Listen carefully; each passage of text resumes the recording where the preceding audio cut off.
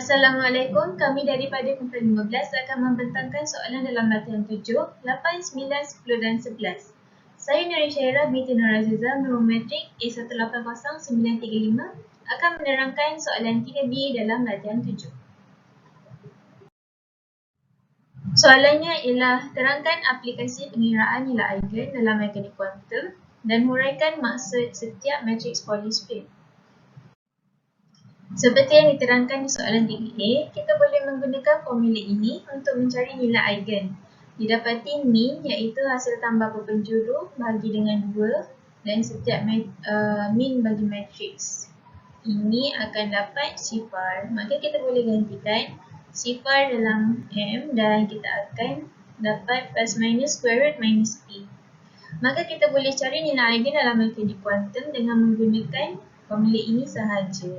Dan P ni boleh dapat daripada kosong darab kosong tolak 1 darab 1. Dan P bagi setiap matriks ini adalah sama dengan negatif 1. Nilai eigen matriks pada mekanik kuantum sangat berkaitan dengan aplikasi fizik yang digambarkan di dalam ini. Dan fakta bahawa nilai eigen pada matriks poly adalah plus minus 1 sesuai dengan idea bahawa nilai untuk putaran akan sama ada sepenuhnya dalam satu arah atau sepenuhnya ke arah lain. Seterusnya, huraikan maksud setiap matriks polyspin. Sigma X, Sigma Y dan Sigma Z ini ialah matriks polyspin dan gabungan linear bagi tiga matriks ini ialah perkali A darab Sigma X tambah perkali B darab Sigma Y tambah perkali C darab Sigma Z dan kita dapat C A minus BI, A plus BI minus C. Dalam konteks mekanik kuantum, persamaan B ini menerangkan putaran pada arah umum bagi vektor dengan koordinat A, B, C seperti ditunjukkan dalam gambar ni. Lebih tepat lagi, kita perlu andaikan matriks ini telah dinormalkan. Bermaksud A squared tambah B squared tambah C squared sama dengan 1. Dapatlah hasil ini. Maka kita boleh gunakan matriks B untuk mendapatkan min dan produk. Maka M sama dengan sifar dan P sama dengan negatif 1. Oleh itu, matriks polyspin adalah suatu putaran yang sigma X adalah putaran arah faksi X, sigma Y adalah putaran arah faksi Y dan sigma Z adalah putaran arah faksi Z. Itu sahaja daripada saya. Terima kasih.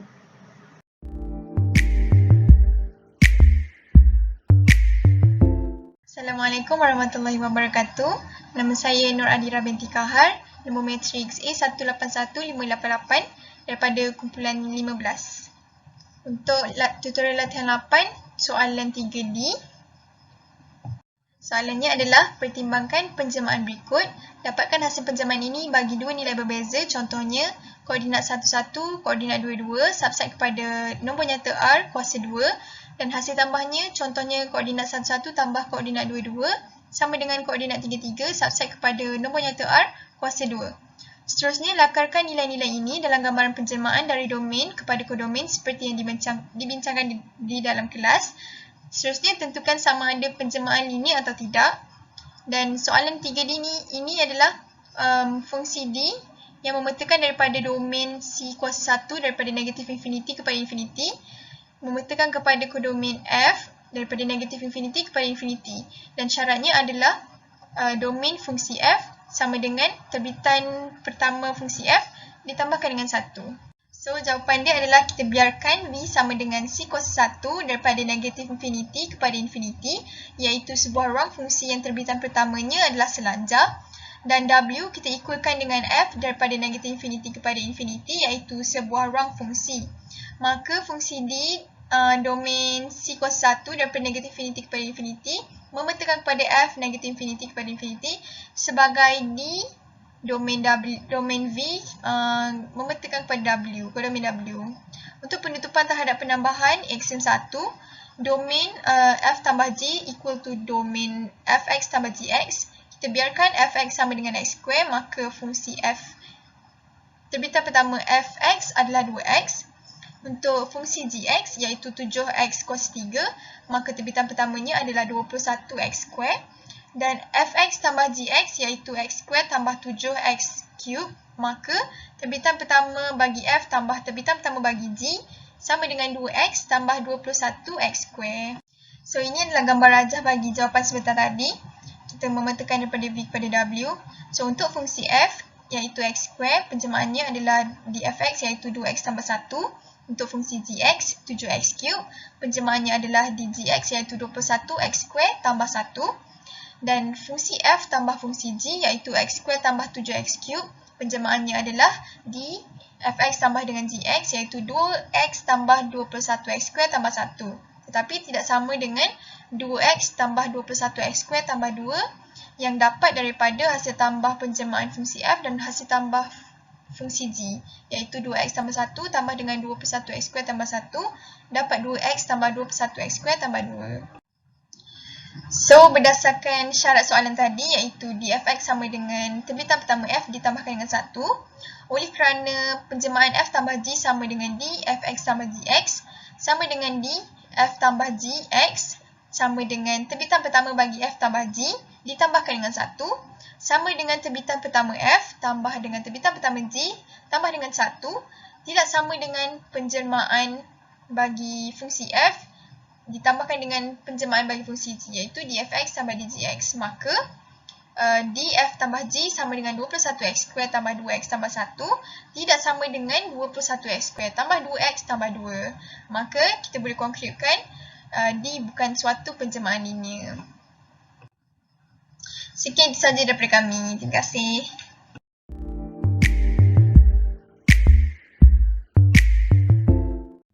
Assalamualaikum warahmatullahi wabarakatuh. Nama saya Farinella Aisyah, nomor matriks A179255 akan menerangkan soalan 3 latihan 9. Ini ialah soalan 3E. Kita tulis dahulu maklumat yang kita dapat dari soalan. T memetakan R2 kepada R, T53 sama dengan 1, dan T21 sama dengan 3 terhadap asas 5321 asas R2. Pertama, kita jadikan 53 dan 21 sebagai matriks lajur. Kemudian, untuk mendapatkan nilai 1, 3, yang mana kita andaikan sebagai matriks 1 darab 1, kita mesti mendarabkan matriks 1 darab 2 yang kita andaikan sebagai AB dengan 53 dan 21.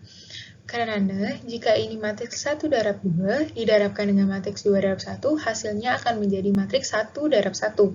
So, kita darabkan 5A plus 3B sama dengan 1, 2A plus B sama dengan 3. Daripada dua persamaan yang kita dapat, dapatlah A sama dengan 8, B sama dengan minus 13. Matriks piawai AB sama dengan 8 minus 13. Nilai T11, kita boleh darabkan matriks piawai 8 min 13 dengan nilai 11. Dapatlah minus 5.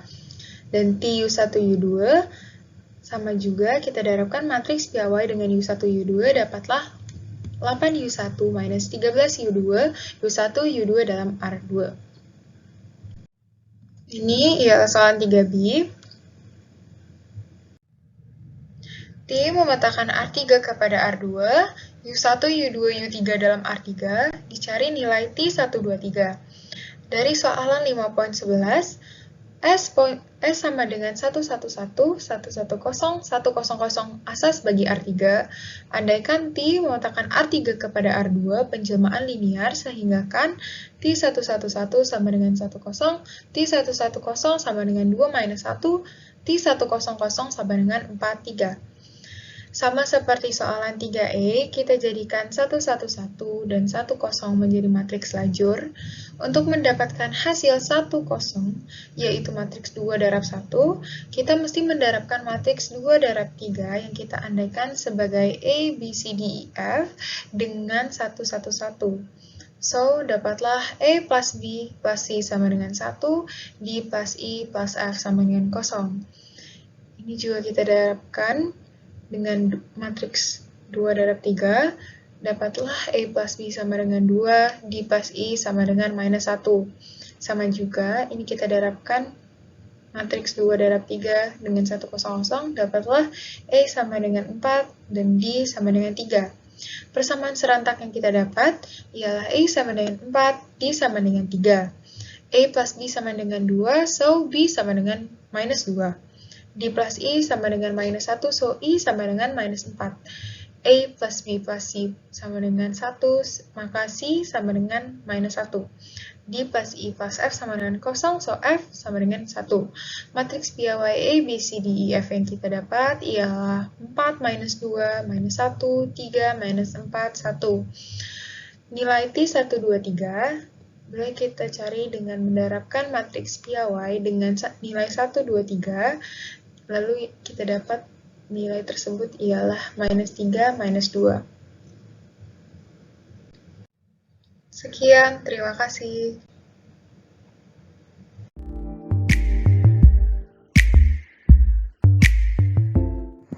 Assalamualaikum warahmatullahi wabarakatuh. Nama saya Mas Firhan bin Masadi bernombor matriks A181750 dari kumpulan 15. Sekarang saya akan membentangkan tutorial aljabar linear latihan 10 soalan 2E dan 2F. Soalan 2, diberi matriks PAY A bagi suatu penjelmaan linear T. 1. Dapatkan penjelmaan linear TV memetakan kepada W dari matriks PAY T sama dengan A. 2. Dapatkan matriks penjelmaan T berdasarkan asas BV dan Q. 3. Dapatkan matriks penjelmaan T berdasarkan asas Q dan BV. Dan 4. Dapatkan matriks penjelmaan T berdasarkan asas Q dan Q. Untuk soalan 2E, matriks A sama dengan 1, 0, 1, 0, 1, 1, 1, 1, 0 dengan V sama dengan W sama dengan ruang Euklidan 3 dan asas Q sama dengan 1, 0, 0, 0, negatif 1, 0, 0, 0, 2.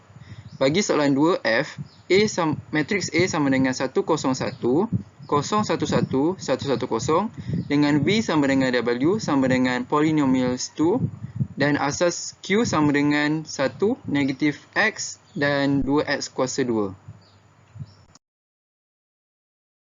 Untuk soalan 2E, untuk 2E1, dapatkan penjelmaan linear TV memetakan kepada W dari matriks PAYT sama dengan A. Andaikan X1, X2 dan X3 merupakan unsur dalam V. Jadi kita boleh tulis T X1, X2, X3. Seperti mana yang kita tahu, matriks PAYT sama dengan matriks A. Jadi kita boleh tulis matriks A, X1, X2 dan X3 sama dengan 1, 0, 1, 0, 1, 1, 1, 0 dan X1, X2, X3. Seterusnya kita lakukan proses pendaraban matriks. Kita akan dapat X1 tambah X3, X2 tambah X3, X1 tambah X2 merupakan unsur dalam W. Soalan 2E2, dapatkan matriks penjelmaan T berdasarkan asas BV dan asas Q. Asas BV sama dengan B ruang Euklidan 3 sama dengan asas PAY iaitu 1, 0, 0, 0, 1, 0, 0, 1. Bagi asas Q sama dengan 1, 0, 0, 0, negatif 1, 0, 0, 2. Seterusnya, kita perlu mencari penjelmaan bagi setiap unsur dalam asas BV. Bagi asas BV yang pertama, iaitu 1, 0, 0, kita akan dapat penjelmaannya ialah 1, 0, 1 dengan menggantikan nilai X1, X2 dan X3 dengan nilai 1, 0, 0. Bagi asas BV yang kedua, iaitu 0, 1, 0, kita akan dapat penjelmaannya ialah 0, 1, 1 dengan menggantikan nilai X1, X2 dan X3 dengan nilai 0, 1, 0. Bagi asas BV yang ketiga, 0, 0, 1, kita akan dapat penjelmaannya ialah 1, 1, 0 dengan menggantikan nilai X1, X2 dan X3 dengan nilai 0, 0, 1. Seterusnya, kita perlu menukarkan penjelmaan ini ke dalam bentuk gabungan linear berdasarkan asas Q. Asas Q sama dengan 1, 0, 0, 0, negatif 1, 0, 0, 2. Seterusnya, kita perlu memikirkan dan mencari satu permala yang sesuai. Apabila permala tersebut didarabkan dengan asas Q, kita akan dapat semula penjelmaan tadi. Jadi bagi asas BV yang pertama, kita dapat pemala yang sesuai ialah 101/2. Bagi asas BV yang kedua, kita akan dapat pemala yang sesuai ialah 0-1/2. Bagi asas BV yang ketiga, kita akan dapat pemala yang sesuai ialah 1-1, 0. Seterusnya, kita perlu menjadikan pemala ini dalam bentuk vektor lajur dan gabungkan vektor lajur ini dalam satu matriks. Jadi, kita akan dapat 1-0/1/2, 0-1/1/2, 1-1, 0. Jadi, ini merupakan matriks penjelmaan T berdasarkan asas BV dan Q. Bagi 2E3, dapatkan matriks penjelmaan T berdasarkan asas Q dan asas BV. Pengiraan yang sama, cuma kita perlu gunakan asas Q terlebih dahulu, baru kita gunakan asas BV. Step yang pertama, kita perlu dapatkan penjelmaan bagi setiap unsur dalam asas Q. Bagi asas Q yang pertama, iaitu 100, penjelmaannya kita akan dapat 101 dengan menggantikan nilai X1, X2 dan X3 dengan nilai 100. Bagi asas Q yang kedua, iaitu 0-1, kita akan dapat penjelmaannya ialah 0-1, -1 dengan menggantikan nilai X1, X2 dan X3 dengan nilai 0-1, 0.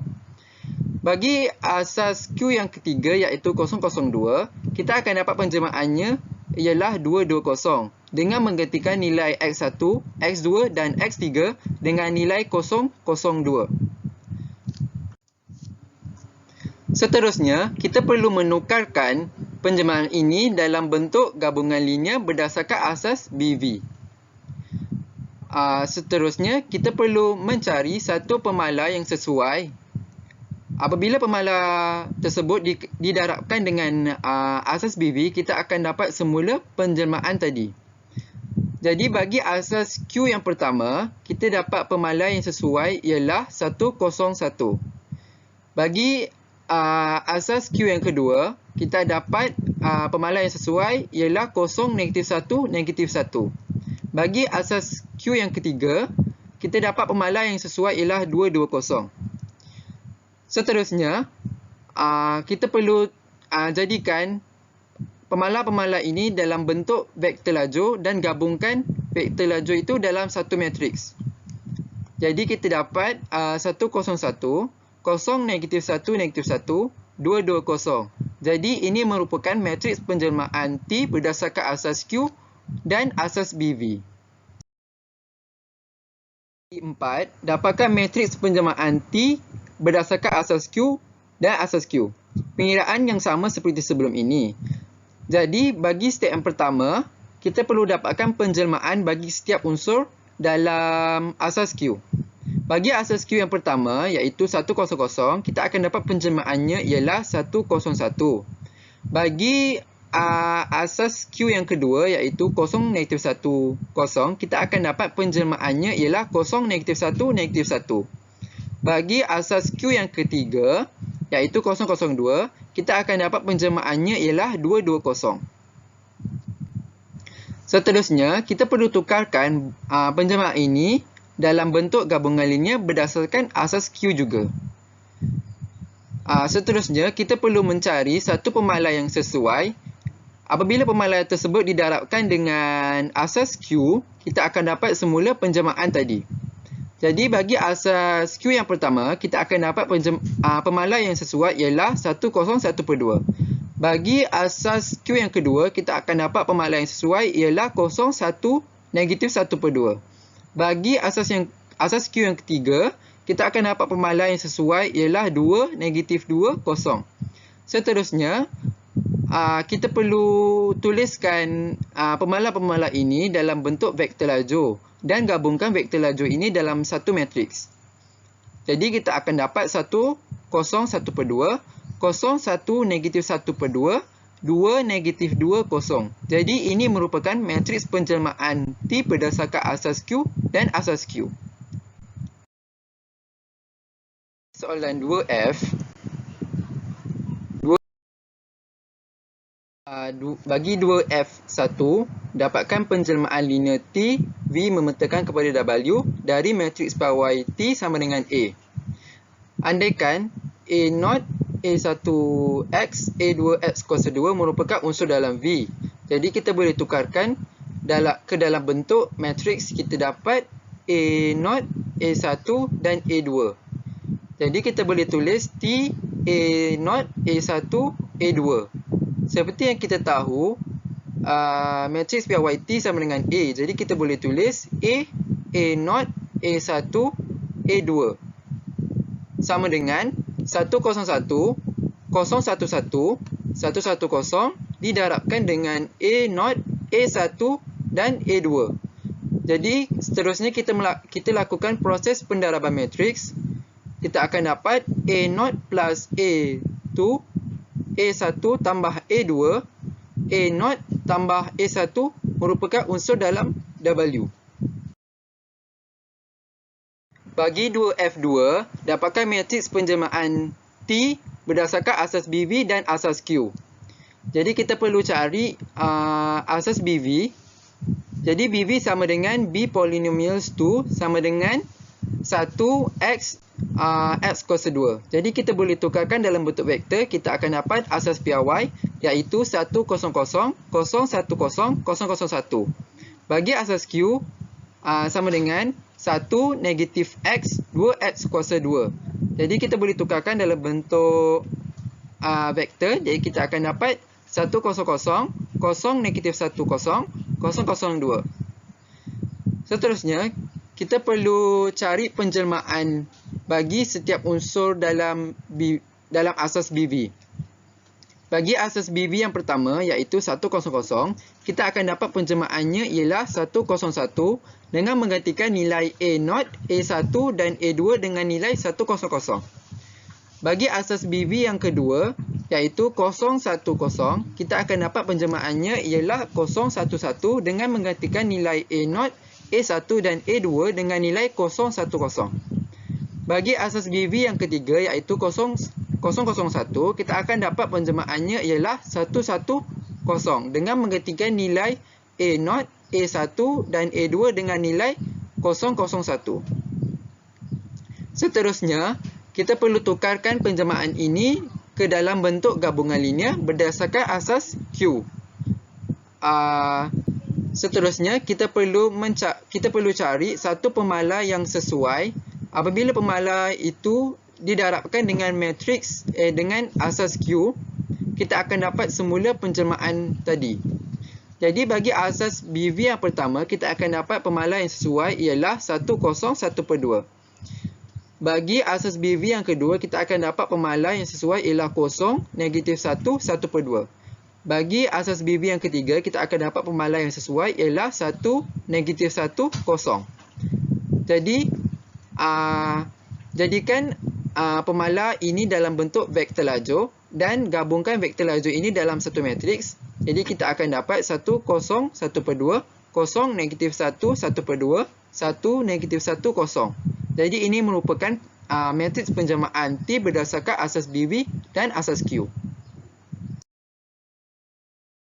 Bagi 2F3, dapatkan matriks penjelmaan T berdasarkan asas Q dan asas BV. Pengiraan yang sama seperti sebelum ini, cuma perlu menggunakan asas Q terlebih dahulu baru menggunakan asas BV. Bagi langkah yang pertama iaitu dapatkan penjelmaan bagi setiap unsur dalam asas Q. Asas Q yang pertama iaitu 100, kita akan dapat penjelmaannya ialah 101 dengan menggantikan nilai A0, A1 dan A2 dengan nilai 100. Bagi asas Q yang kedua iaitu 0, negatif 10, kita akan dapat penjelmaannya ialah 0, negatif 1, negatif 1. Bagi asas Q yang ketiga, kita akan dapat penjelmaannya ialah 220. Seterusnya, kita perlu menukarkan penjelmaan ini ke dalam bentuk gabungan linear berdasarkan asas BV.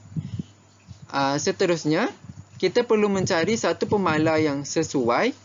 Apabila pemala tersebut didarabkan dengan asas BV, kita akan dapat semula penjelmaan tadi. Jadi bagi asas Q yang pertama, kita akan dapat pemalar yang sesuai ialah 101. Bagi asas BV yang kedua, asas Q yang kedua, kita akan dapat pemalar yang sesuai ialah 0, -1, -1. Bagi asas Q yang ketiga, kita akan dapat pemalar yang sesuai ialah 220. Jadi, pemalar-pemalar ini kita perlu tukarkan ke dalam bentuk vektor lajur dan gabungkan vektor lajur tersebut ke dalam satu matriks. Jadi, kita akan dapat 101, 0, -1, -1, 220. Jadi, ini merupakan matriks penjelmaan T berdasarkan asas Q dan asas BV. Bagi 2F4, dapatkan matriks penjelmaan T berdasarkan asas Q dan asas Q. Pengiraan yang sama seperti sebelum ini. Step yang pertama, kita perlu dapatkan penjelmaan bagi setiap unsur dalam asas Q. Jadi bagi asas Q yang pertama, 100, kita akan dapat penjelmaannya ialah 101. Bagi asas Q yang kedua iaitu 0, -1, 0, kita akan dapat penjelmaannya ialah 0, -1, -1. Bagi asas Q yang ketiga iaitu 002, kita akan dapat penjelmaannya ialah 220. Seterusnya, kita perlu tukarkan penjelmaan ini ke dalam bentuk gabungan linear berdasarkan asas Q juga. Seterusnya, kita perlu mencari satu pemalar yang sesuai. Apabila pemalar itu didapatkan dengan asas Q, kita akan dapat semula penjelmaan tadi. Jadi, bagi asas Q yang pertama, kita akan dapat pemalar yang sesuai ialah 101/2. Bagi asas Q yang kedua, kita akan dapat pemalar yang sesuai ialah 01, -1/2. Bagi asas Q yang ketiga, kita akan dapat pemalar yang sesuai ialah 2, -2, 0. Seterusnya, kita perlu jadikan pemalar-pemalar ini dalam bentuk vektor lajur dan gabungkan vektor lajur tersebut ke dalam satu matriks. Jadi, kita akan dapat 1, 0, 1/2, 0, 1, -1/2, 2, -2, 0. Jadi, ini merupakan matriks penjelmaan T berdasarkan Q dan asas Q.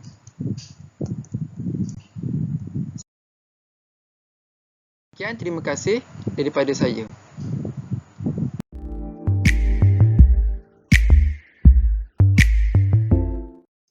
Assalamualaikum warahmatullahi wabarakatuh. Saya Wakil Kumpulan 15, Rusnita Eliana binti Ruslan, akan membentangkan tutorial latihan 11 soalan 4C.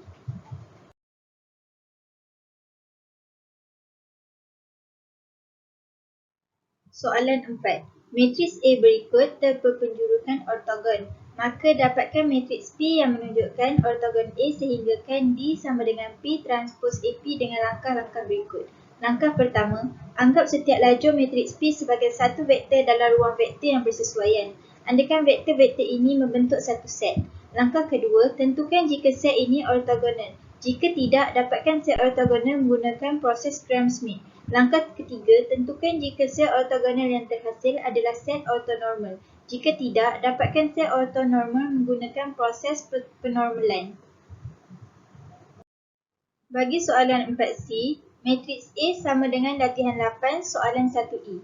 Maka, berdasarkan jawapan latihan 8 soalan 1E, bagi lambda 1 sama dengan 1, vektor eigen yang sepadan ialah X sama dengan S, vektor negatif 1, 1, 0. Bagi lambda 2 sama dengan 2, vektor eigen yang sepadan ialah X sama dengan S, vektor 1, 1, 1. Bagi lambda 3 sama dengan negatif 1, vektor eigen yang sepadan ialah X sama dengan S, vektor negatif 1/2, negatif 1/2, 1. Maka, vektor-vektor ini membentuk satu set. Langkah kedua, tentukan jika set ini ialah ortogonal. Berikut merupakan vektor eigen U1, vektor eigen U2 dan vektor eigen U3. Hasil darab teka dalam U1 dan U2 sama dengan 0. Hasil darab teka dalam U1, U3 sama dengan 0 dan hasil darab teka dalam U2, U3 sama dengan 0. Maka set ini ialah set ortogonal. Langkah ketiga, tentukan jika set ini ialah set ortonormal. Jika tidak, dapatkan set ortonormal menggunakan proses penormalan. Norma U1 sama dengan punca kuasa 2. Norma U2 sama dengan punca kuasa 3 dan norma U3 sama dengan punca kuasa 3/2. Dari sini kita akan dapat vektor-vektor eigen baru iaitu V1 sama dengan 1 per punca kuasa 2 darab dengan U1, V2 sama dengan 1 per punca kuasa 3 darab dengan U2 dan V3 sama dengan punca kuasa 2 per punca kuasa 3 kita darab dengan U3. Maka dengan ini kita akan dapat vektor-vektor eigen baru iaitu V1, V2 dan V3. Norma V1 sama dengan 1, norma V2 sama dengan 1 dan norma V3 juga sama dengan 1. Maka set ini ialah set ortonormal. Yang terakhir, soalan minta dapatkan matriks P yang menunjukkan ortogon A sehinggakan D sama dengan P transpose AP. Andaikan P sama dengan V1, V2, V3, maka kita akan dapat P dan P transpose. Bagi matriks D, kita masukkan nilai lambda 1, lambda 2 dan lambda 3 tadi dan kita akan dapat matriks D seperti yang diterterakan. D sama dengan P transpose AP. D kita buat sama dengan P transpose AP. P transpose AP kita selesaikan dan akhir sekali kita dapat buktikan bahawa D sama dengan P transpose AP. Itu sahaja daripada saya. Sekian, terima kasih.